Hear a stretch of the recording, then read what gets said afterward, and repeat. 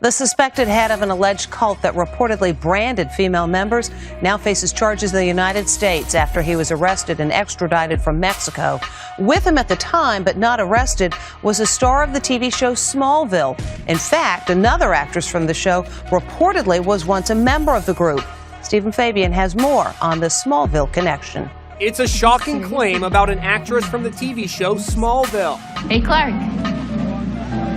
Allison Mack played a high school student in Smallville who had a crush on young Superman. Smallville was a huge hit for the CW network. It ended its 10-year run in 2011. It's now being revealed that Allison Mack is a follower of a notorious guru who has been accused of having his initials branded on some of his followers like cattle. I started to transform in a way that I never expected. Mack can be seen on this cell phone video taken this week as federal police in Mexico arrested the guru, Keith Raniere, for extradition back to the U.S. on sex trafficking charges. We're gonna follow them. Let's go, you guys. Raniere is the controversial founder of a self-help group called Nexium.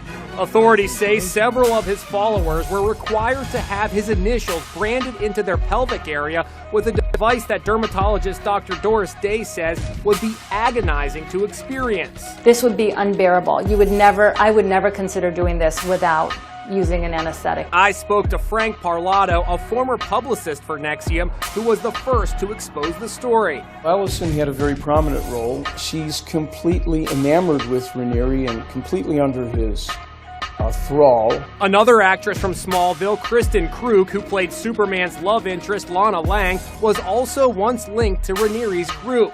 When they recruited Allison and Kristen, they were used as poster girls for normalizing the group.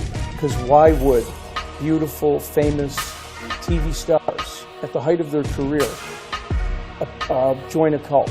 Krug reportedly severed ties with the group in 2012 after sordid allegations against Raniere came to light. Raniere is now back in the U.S. and being held without bail. The group Nexium released a statement saying they're working with authorities to, quote, demonstrate Keith Raniere's innocence and true character. He faces life in prison if convicted. With the recent arrest of alleged sex cult leader Keith Raniere, more information is coming to light about what really happened within the group. One America's Emily Sackett has this report. A well-known personal development program leader faces a judge on charges of sex trafficking after investigators reveal women being coerced by the group. Keith Raniere was arraigned Tuesday after being on the run for a few months, hiding in Puerto Vallarta, Mexico. The self-proclaimed personal and professional development program, Nexium, was originally founded by Raniere in 1998, originally named Executive Success Programs, and co-founded by ex-nurse Nancy Salzman. They taught a philosophy through a trademark method called rational inquiry to help people achieve their goals. Raniere, who reportedly asked to be called Vanguard within the organization, spoke to one of his students about his teachings. What the world needs, I believe, is more human-to-human contact. It's been shown time and time again that the more people can separate from being personally involved with each other, the more they're able to punish. However, the group has been faced with criticism, saying the subgroups are being used to control and manipulate rich women looking for answers. The first group, Jeunesse, is a course designed to teach the differences between the two genders and can cost up to $25,000. Smallville star Allison Mack has been publicly involved with Nexium and talks in a video about her experience with Jeunesse. It's the most challenging thing I've ever done because it consists of working with a group of people in a way that is totally interdependent, meaning we're all working together and no one is ever punished and no one is ever told that they're wrong or they're bad. And the most important thing in working on Jeunesse is the relationships in Jeunesse. However, Nexium survivor Sarah Edmondson tells a different side to the story. She says she was recruited by a Jeunesse member for a different women's group called DOS, which she says stands for Dominant Over Submissive. Edmondson claims the doctrine quickly changed from empowering to controlling. Women are weak. We have no character. Men have all the character. We need to learn character. We have no discipline. We're emotional, which is true, and that emotion drives us and takes us off our track when we're committed to something. That's why we bail on things. We're flaky. So women have to learn how to humiliate themselves, each other.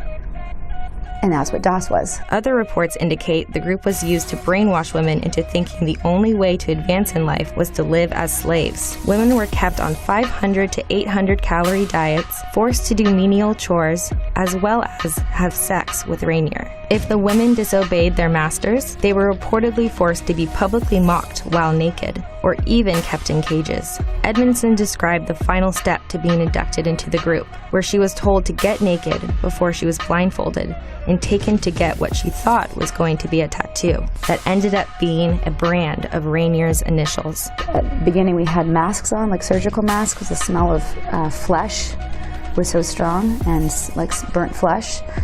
And we looked at each other, and I remember looking at her, and we were both weeping. It was like, this is something out of a horror movie. She was squealing like a pig. She was squealing like an animal being branded.